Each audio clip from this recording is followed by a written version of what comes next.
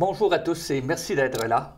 Cette semaine, on s'intéresse aux Ukrainiens. C'est vraiment un sujet qui intéresse, je pense, qui tient à cœur là, des Canadiens, des Québécois, puis des Beaucerons même en particulier. Et puis, on en a ici des gens qui ont fui la guerre en Ukraine et puis qui sont rendus, qui ont été accueillis par des Beaucerons, puis entre autres par une Madame Olga Ulanova, qui, elle, est elle-même ukrainienne et qui est... Vous êtes en Beauce depuis combien de temps? Là? Je suis arrivée en été 2009. Okay. Et puis donc, là, vous prenez une part très active à l'accueil des Ukrainiens ici. Oui. C'est une initiative personnelle, ça, si on veut? Exactement. Ça a commencé par le bénévolat parce que j'ai parti une campagne de dons pour ramasser beaucoup de vêtements, des souliers, des jouets, des affaires pour la cuisine, tout ce qu'on peut avoir besoin quand on arrive avec rien. Et après, j'ai lancé un appel aux Québécois pour être ou devenir une famille d'accueil pour les Ukrainiens qui vont venir ici.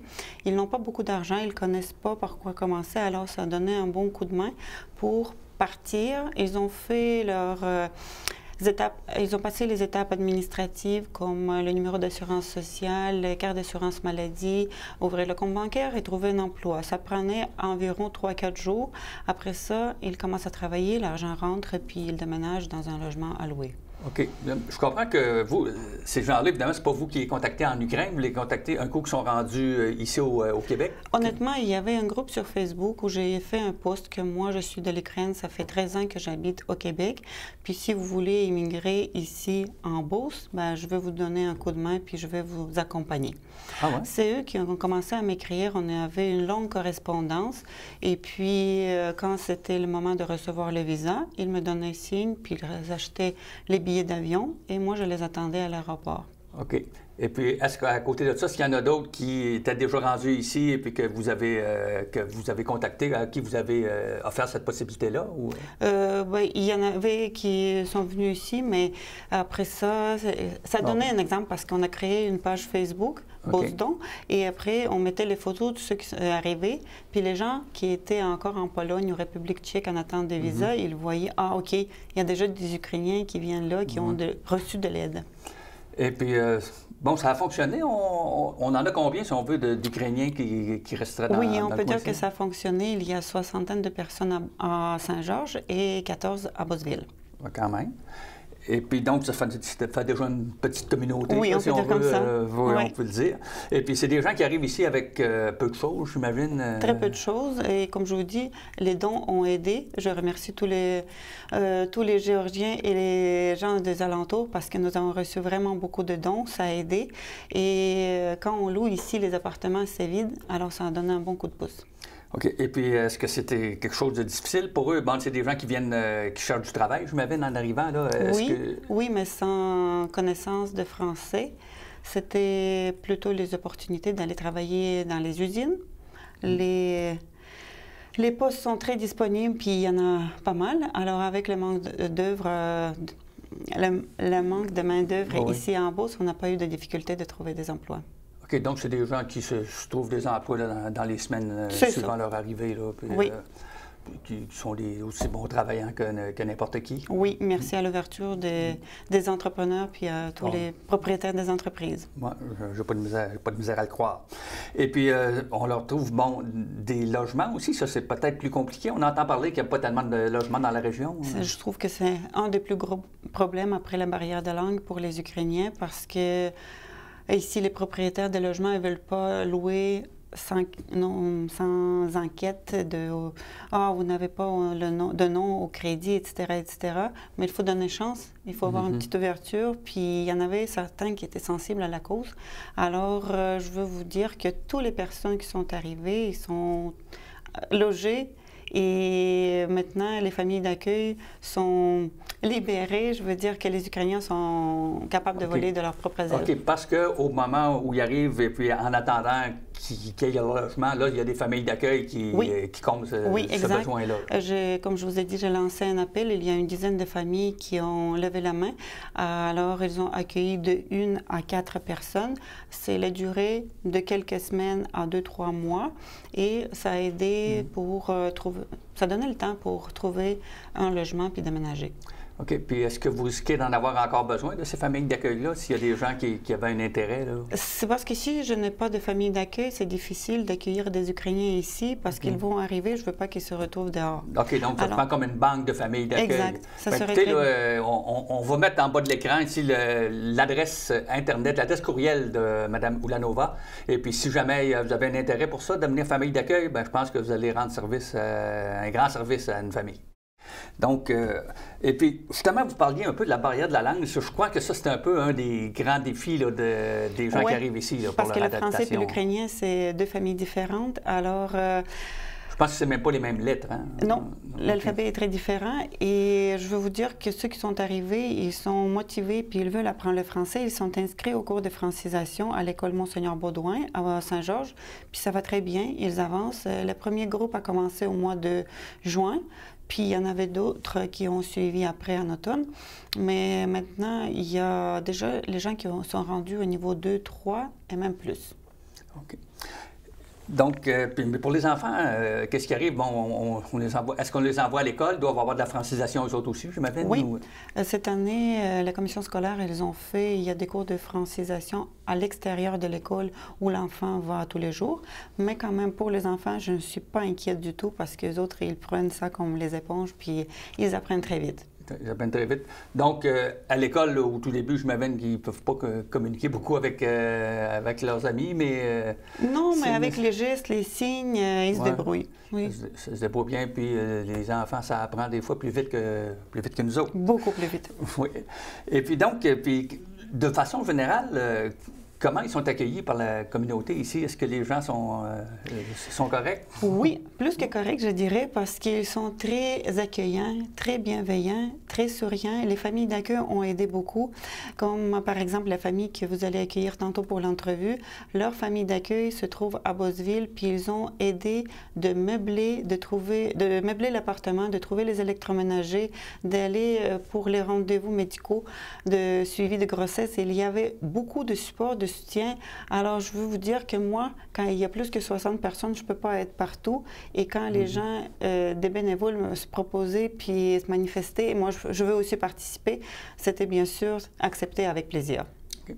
Et puis, j'imagine que dans la mesure où ils vont pouvoir s'exprimer en français d'ici, on va dire quelques mois, tu sais que les gens, ça serait apprécié si les gens rentrent en contact avec eux un peu, puis pour les aider à s'intégrer. Oui, mais même déjà, ils ont commencé à faire des connaissances et à l'école et les voisins, puis oui, ça aide. Parce que dans la famille, si on parle juste ukrainien, on n'ira pas loin, mais il faut sortir de la société ukrainienne puis parler avec les Québécois. Oui, parce que la société ukrainienne, la façon dont c'est organisé, tout ça, c'est quand même très différent d'ici. Hein? Oui, oui, c'est différent à tous les niveaux. On commence par l'éducation, puis on finit par le système de santé. Mais je veux vous dire qu'on s'habitue, puis ici, ils voient le niveau de qualité de vie, puis il y en a plusieurs qui sont intéressés d'apprendre le français, de s'intégrer comme il faut et rester ici pour toujours. Oui, oui. Une fois rendu ici, il apprécie la place. Oui.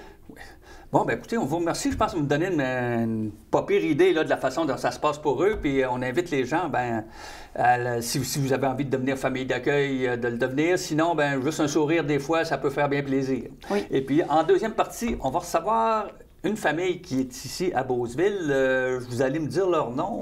Olena et Vladislav Makovski avec leur bébé Nicole. Nicole, qui se trouve à être Nicole, c'est le premier bébé de l'année. Le premier bébé de l'année. Puis est-ce que c'est comme pour nous autres, Nicole, c'est un nom féminin? Oui. OK. Bon, alors, on vous remercie. On va faire une courte pause, nous autres, pour replacer nos caméras et tout ça, puis on vous revient.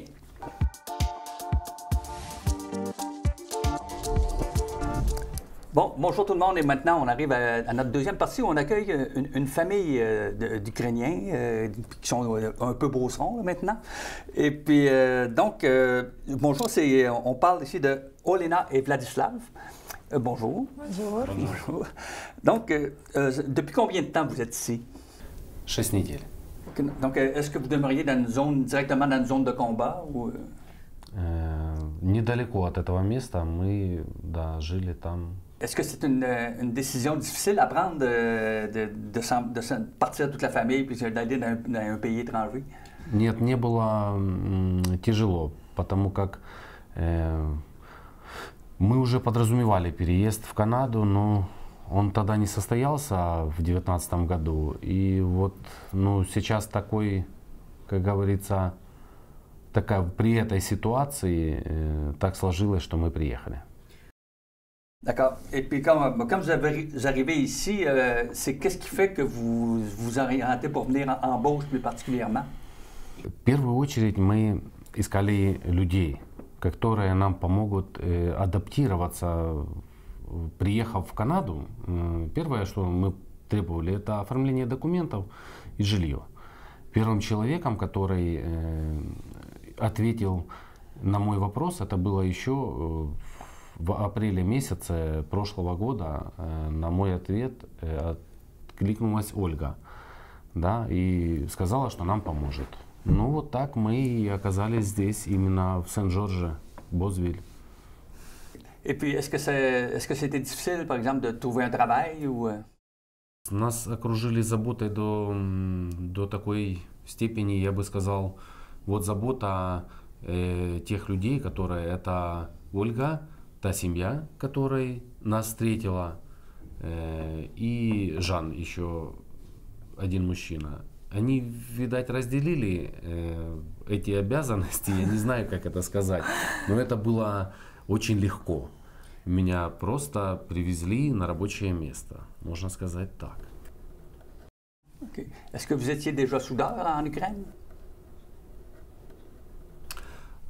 Oui, да. OK. Да, мы были сварщиком на Украине. OK. Et puis, l'adaptation, comment ça se passe, l'adaptation à la société québécoise, la façon de vivre ici, tout ça, est-ce que ça va bien? Ou... Сам, когда состоялся вот сам переезд, с момента, когда мы оставили все, и здесь это все нам вернулось. Вот этот момент был очень легким. И то, как люди обратили на это внимание, и с помощью тех же этих людей, которые нас так душевно и добро встретили, и помощь, мы этого не почувствовали, ничего тяжелого не было. On parlait tantôt avec Olga, et puis justement, on disait que l'un des plus gros défis que vous avez, c'est l'apprentissage de la langue. Est-ce que c'est comme ça que vous le voyez, vous aussi? Ну, для нас, конечно, немножечко сложновато будет французский язык, но мы записались на курсы и будем изучать. Я пока в декретном отпуске буду изучать онлайн, а муж будет ездить на курсы в школу. Okay. Parce que justement, il y a quelque chose d'assez particulier avec vous, c'est que vous avez eu un enfant ici, puis en plus de ça, c'est le bébé de l'année dans le centre de la Beauce. Est-ce que ça vous a surpris de voir ça, qu'on parlait de vous, qu'on voulait parler de vous dans les médias parce que vous avez eu un bébé? Нас очень удивило, мы, если честно, даже не ожидали. Первый раз Ольга нам сказала, что к нам приедет просто пообщаться журналист, но оказалось еще с видеосъемкой. И здесь мы тоже очень рады, спасибо вам большое за приглашение. Et puis, vous avez d'autres enfants aussi, là, 8 ans, je pense, qui sont à l'école. Est-ce que ça se déroule bien? Да, у нас есть двойняшки, Егор и Злата, им 3 января было 8 лет исполнилось. Мы приехали, и через неделю мы уже пошли в школу. Дети ходят на курсы французского языка, их возят, автобусом забирают в эту школу и будут изучать язык 2 года. Им очень нравится. Очень хорошо, приветливый класс. Учительница, мадам Кэти, также их очень хорошо приняла. Они довольны, счастливы. Им есть что сравнить. Они говорят, мама, очень нравится. Vous, est-ce que vous avez l'intention de rester ici ou bien si vous attendez que la situation devienne meilleure en Ukraine pour retourner? Нет, возвращаться, это была, изначально это была моя мечта, попасть именно в Канаду. Был вариант, когда мы могли уехать в Америку, но я отказался от этого варианта еще в 2019 году. И, не получилось тогда, снова же таки повторюсь, в Канаду не получилось, но ситуация была такова, что мы оказались здесь. Мы никуда с Канады ехать не хотим. OK. Et puis l'attitude des gens à votre égard, est-ce que c'est bien ou... Очень приветливая. Приветливо улыбаются. Как у нас очень приятно встретили, вот я работаю сейчас в коллективе. До Нового года я отработал 7 дней. И вот сейчас, в данный момент, я прихожу, это очень приятно. Et puis là, en terminant, ben là, je vous laisse la parole si vous avez quelque chose que vous voulez dire aux Beaucerons ou aux gens qui nous écoutent. Мы хотим выразить благодарность семье, которая нас приняла. Это Булдог, Жасмен и Александра. Спасибо всем, кто нам помогал. В особенности мы очень хотим отблагодарить Жасмен и Александра. Они дали нам то, что нам нужно было на первое время. Это тепло, кушать, все, что нужно человеку, здоровому, обыкновенному человеку. Мы получили это все у них, так как они к нам относятся, и в данный момент их забота все время продолжается.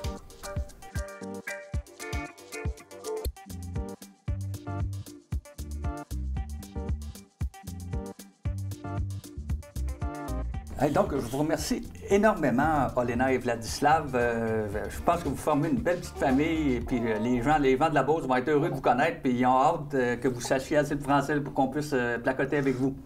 Et puis, à tout le monde, ben, je vous dis à la semaine prochaine, on va essayer, ça va être difficile à topper, mais on va essayer d'avoir encore quelque chose d'aussi intéressant.